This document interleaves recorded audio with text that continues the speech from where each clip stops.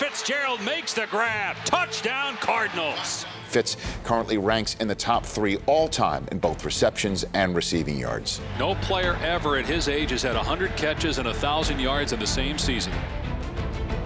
Larry Fitzgerald, the future Hall of Famer, the greatest Arizona Cardinal ever. Let's go Jacket all the way, dog.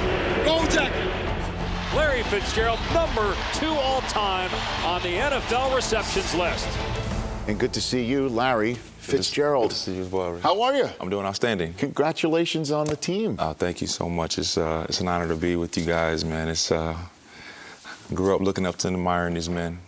I haven't checked with research, but I think you were the only member of this team who borrowed a car for prom from another member of this team. That guy right over there. Can you tell us this story, please, back in the day in Minnesota, Larry? Well, I mean, me even being here, Randy has a large part to do with that. I'll never forget the first time I met him in 1998 up in Mankato, and I'm a ball boy, and you know, obviously, I was a huge fan, followed his career at Marshall, and finally getting a chance to meet him. And he would come to my high school football games. I mean, like, you have no idea, you know, the confidence he instilled in me, and that gave me the belief that I could go out there and achieve anything I put my mind to. But what about the prom, Larry? So, I mean, he had a 1990, what was that? It was a 99, What, do you remember it was a 99 BMW. It was the new 740 Li, and it was the coldest car out, and I had the courage to go ask him, and he kind of looked at me like, well, why are you asking me this? But in his way, he told me yes, and the kind of stuff that this man did behind the scenes for people with no notoriety, no fanfare, was so inspirational to me, and I'm one of the many charity cases that Randy looked out for. When I first laid eyes on Larry, I don't really know what came over me, but I was seeing his dad as a beat writer for the Vikings, so knowing that was his son and just seeing how much he wanted to play catch and how he would field the punts and things like that. So, you know, I remember a brief story, and we were invited to his high school football game, and I don't know who they were playing, but I remember going out there. We just had T-shirts on. And if you know anything about Minnesota, the state bird in Minnesota is mosquito. There you go. The state bird is the mosquito in Minnesota. I didn't know that. I'm learning a lot. That's the state bird, Jerry. So we go out to one of his games. And, you know, they got the lights on. The lights were just covered. You could barely see. There's just so many mosquitoes out there. So we couldn't even enjoy his game. We're out there just flapping and fanning. We got our hats and stuff over. So, God rest her soul, his mother brings us over the off. Oh, okay. So she's like, I seen y'all over here, and I want y'all to watch my baby's game. Here, y'all take this, and y'all can keep it. So we sprayed it everywhere on our shoestrings and everything. The off settled in. We were able to see. I know it's a little crazy story, but just being able to be outside of the Vikings facility and go support, you know, basically our very own. He didn't support me at all one time. In this studio on Inside the NFL, in the history of the NFL, has there been a worse playoff team than what Arizona looks like? So now I'm world famous in Arizona.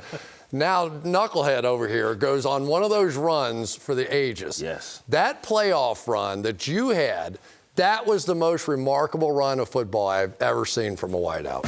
Every seat full as the Cardinals embark on their first postseason in a decade. It's a flea flicker. Warner gonna throw deep. Near side going for Fitz. He's in double coverage. It doesn't matter. Larry Fitzgerald, deadly and single-minded of purpose, stabs the ball out of the air. Warner with ton of time. Throwing right side. Fitz open. Caught at the 5. Heading for the pylon. Touchdown Cardinals! Has time. Looks left. Throws over the middle to Fitz. Caught inside the 5, breaks a tackle, and Fitz is in!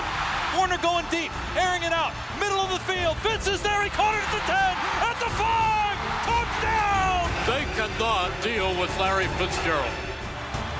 Warner takes, back to throw, fade, left side Fitzgerald, he got it, touchdown, his 3rd of the day! Super Bowl 43, here we come.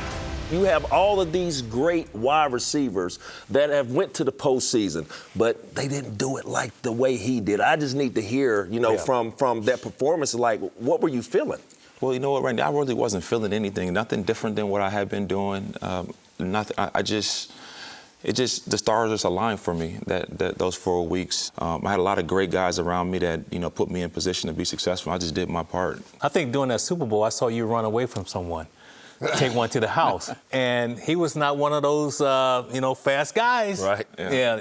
No 4.25 or anything like that. No, but, he was able to catch the ball. He had football speed to get to that end zone.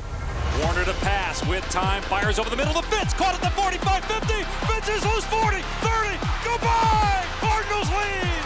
Touchdown, Larry Fitzgerald! A 64-yard touchdown pass by Warner to Fitzgerald, and the Cardinals lead Super Bowl 43. I think the most impressive thing of your career, when Bruce Arians came in as your head coach, and you'd always been the wide out. You'd been the guy out wide.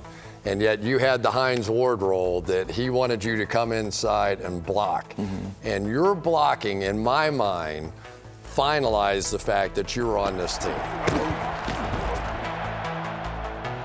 Boy, Fitz with a great block downfield.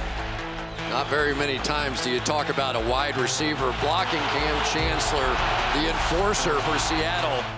Well, I think there's always like a defining moment in everybody's career. I look back when he left San Francisco, people were saying, can he still be the dominant player that he's always been throughout his career? When Randy, the 2 years in Oakland, they were down years compared to what he did in Minnesota. People were saying, is Randy still the prolific, dominant pass catcher he's always been?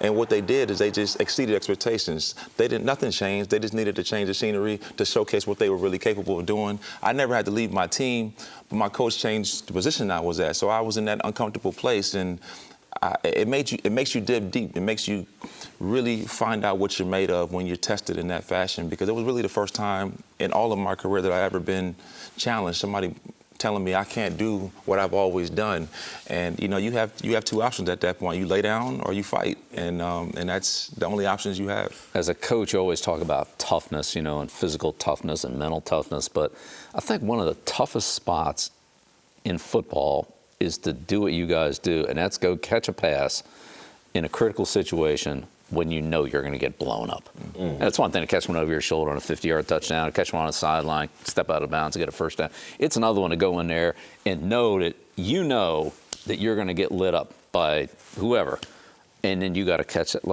Tell me what that's like, because that's a special kind of toughness. It's one thing to hit somebody. It's another thing to know you're going to get cleaned out. I never thought about that. When the ball was in the air, I was so focused on the ball. If I caught the ball, I knew that I could brace myself and take the hit. But the most important thing, it was making that catch for my teammates and to keep the chains moving. I looked at it throughout the course of my career of that game film on Monday.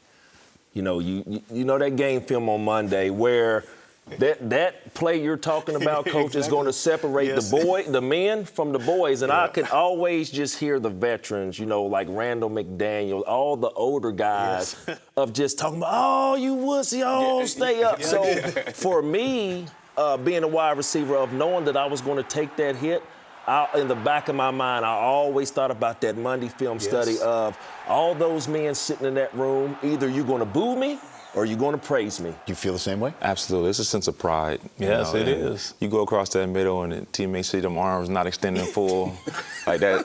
You don't want that. You never want to be considered a coward, somebody who doesn't give maximum effort no matter what the circumstances are.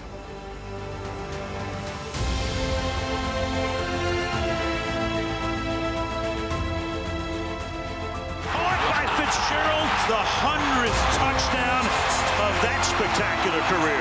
I hope he never retires. Fitz is wide open, caught at the 35, nobody's there. Turns upfield to the 45, at the 40, 35, stiff arms 30, 25, 20, Fitz to the near side 10, to the 5, and tackled there. One of the greatest postseason performers ever. When everything's on the line, this guy delivers.